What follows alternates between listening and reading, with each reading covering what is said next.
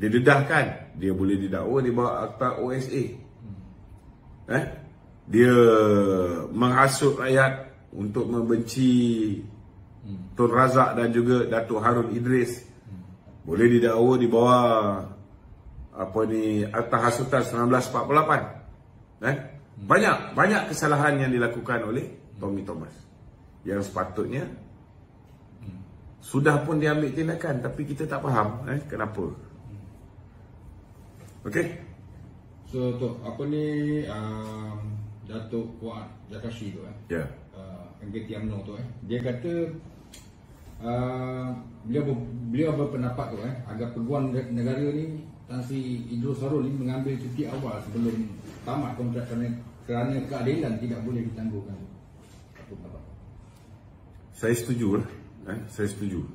Kerana kita tengok kalau dalam kes yang melibatkan Hakim Nazlan, kita masih ternanti-nanti kenapa beliau tidak mahu melakukan pendakwaan ke atas Hakim Nazlan. Maknanya kalau kita faham dengan bahasa yang mudah, dia masih lagi mendapat signal daripada pihak tertentu.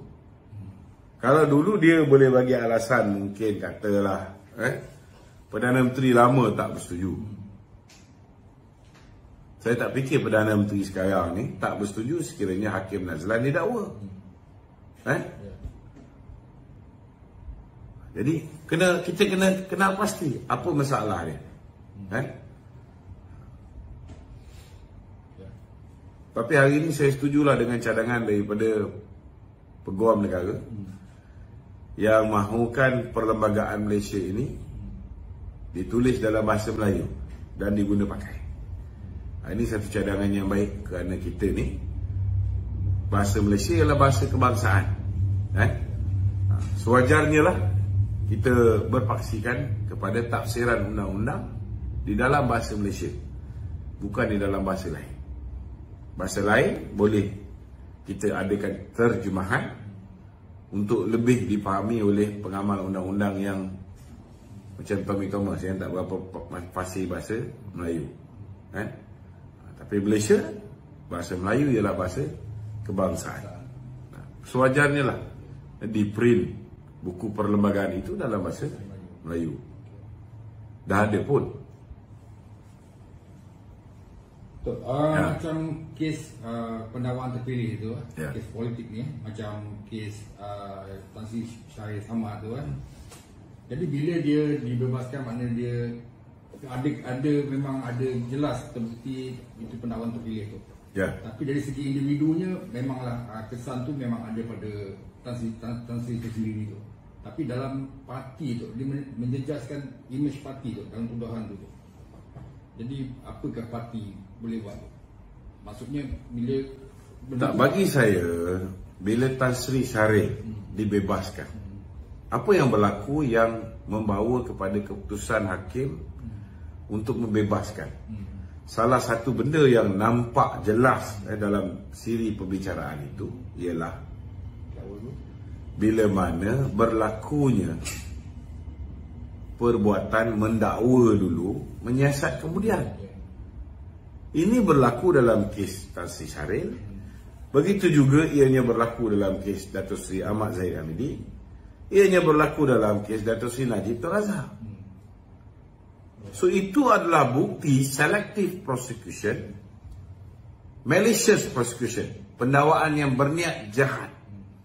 Pendakwaan terpilih, pendakwaan berniat jahat, dan politically motivated prosecution, pendakwaan yang bermotifkan politik. So sepatutnya sebarang pendakwaan yang bermotifkan politik ini perlu dihentikan.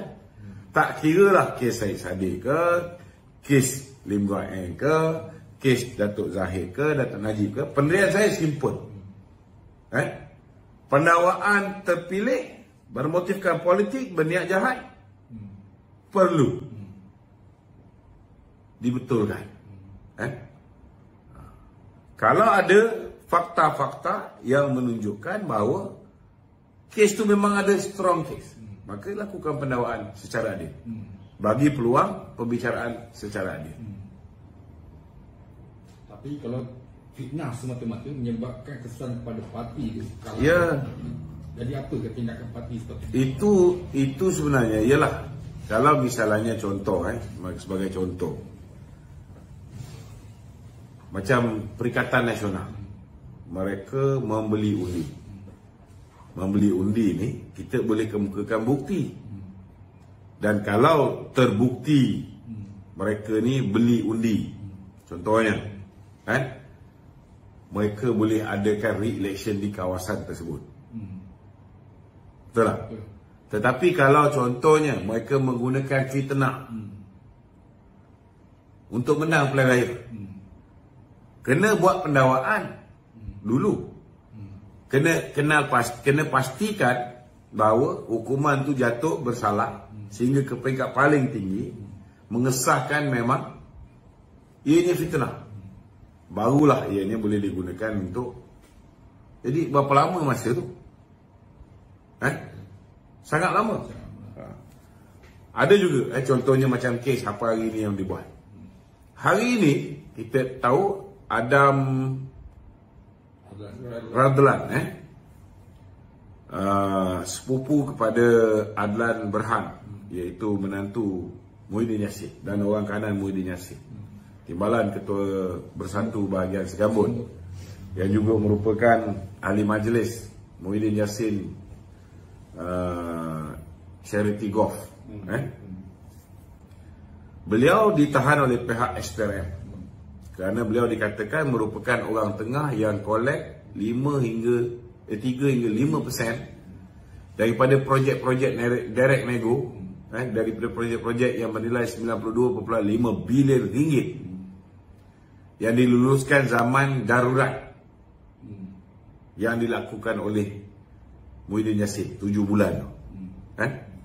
Kalau misalnya terbukti seperti mana yang didakwa bahawa duit yang dikutip ini 3 hingga 5 juta ni masuk dalam akaun Perikatan Nasional,